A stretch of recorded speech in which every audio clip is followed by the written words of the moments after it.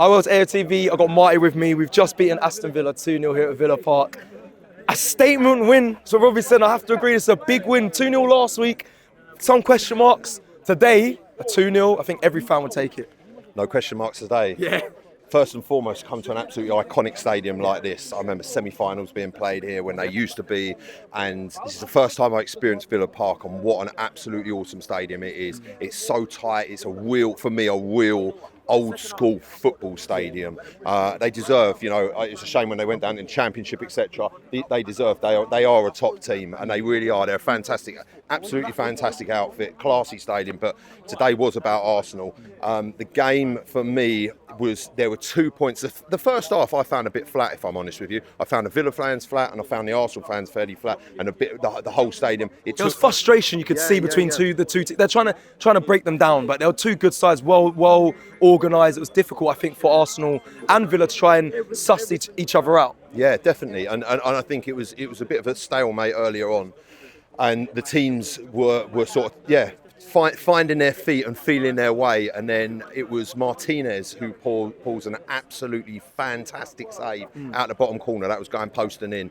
Bukayo Saka cuts inside, dinks it in the bottom corner, and Martinez does that.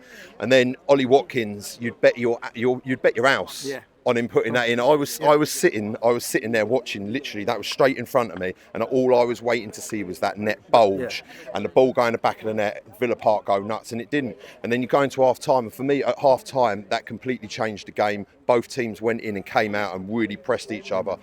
Villa's 27, he was absolutely fantastic throughout the whole game. Yeah, Rodgers, he drove that ball through the midfield numerous times for Villa. Young player as well. Yeah, he was unbelievable. Fair play to him.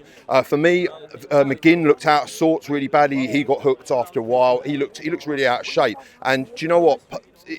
From what I saw with Aston Villa, their pre-season hasn't done them any favours. I saw a team that if they were drilled properly in pre-season, they had a good pre-season, they would have stood a better chance here today. Arteta makes the sub.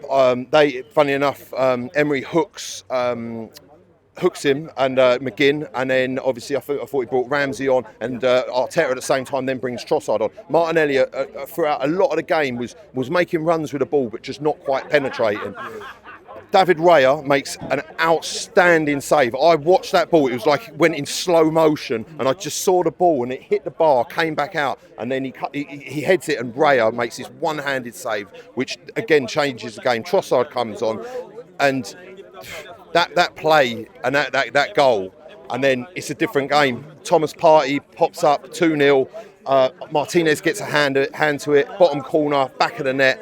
And you're sitting there in Villa Park, and I was sat there with the Villa fans as well. And that must have been so difficult. It was excruciating, and I was literally at that second goal. And then the ball that Trossard puts into the middle, and Odegaard sticks into row Z. That was when I was thinking 3-0 here, and we've completely blown them away. But look, fair play to Villa. They turned up in so many parts, and it was a tight game. It was just literally when we made the sub, and then at 75 minutes he brings Calafiori on, and do you know what? We only saw 15 minutes out of him, but what a player he looks. He slotted straight in to that back line, and some of the tackles he made, and there was some like housery with Martinez in the penalty area, grabbing him, pulling him down, and I've seen really wrestling him, winding him right up, and that's key for a player to stick the elbow out. And the composure that you saw from that player in that situation tells me everything you need. That players like that, when you're 2-0 up, aren't going to start giving away stupid red cards, getting themselves banned for free games. Moving forward, that is, this squad that is now assembled. Do we need a forward player? I think I've just heard that Gabriel Jesus is out to 4 to 8 weeks. That telling us your answer. Yeah. That's the answer right there. We need a forward player, whether it comes in the shape of a number 9, whether it comes in the shape of someone that can play across the front three. I don't know. I remember last week I said that I'd like Ollie Watkins at Arsenal, but after that, missing that sitter, and he got hooked. That's quite questionable. But these things happen in Premier League football. But I think definitely we need to look at getting a forward player of some description, and there's, I think, a week left of the window, not long now. I really like this Mikel Mourinho signing as well, because there was a time with Declan Rice. For me, he gave the ball away. He gave away a bit of a silly booking, and he got outrun a few times, unusually in midfield, which you don't usually see that from him. And he gave away the booking before half-time out of frustration. And I think maybe potentially that, Mikel Merino would be that player that you could bring in. Is it me, or does he look like Mikel Arteta's younger brother? You wait till you see the welcome video. Trust me. Oh, really? Yeah. But look, it was a fantastic game. The atmosphere was awesome, and sitting in front of the Arsenal fans watching them going absolutely bananas, you can't beat that. And it was a well-played game. We done the double on them because we got 2 goals. The amount of abuse I've had from Villa fans earlier, mates of mine, and sticking that result in says what we're about moving on in this season, and what I think. We've answered a lot of questions with that result, because last year they done the double on us and that was painful. It cost us the title, amongst the West Ham games and a few others. So getting that result was really important. We move on. I believe we've got Brighton next week at home. Listen, Brighton have just turned Man U over. They're proving that on their day they can do teams. So it's not plain sailing. Anyone can beat anyone in the Premier League. And let's keep moving. We've got 6 points out of 2. We've scored 4 goals. We've got 2 clean sheets. And for me, David, this back line that we've got and this defensive play is unbelievable. Thank you. We've got a very special guest in the house, Josh Richardson, NBA player who plays for the Miami Heat. Who would you be in the Arsenal team? Ben White.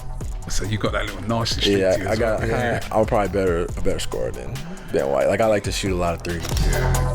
Theo Walcott. This guy is a burner. And I'm like, yo. I turned, I was like, bro, Theo Walcott is sitting right behind us. And they're like, who is that? And I'm like, nah, you don't get it. Worst record in the NBA last season? Maybe like Portland Trail Blazers. Portland, so that's Tottenham, right? That was a setup.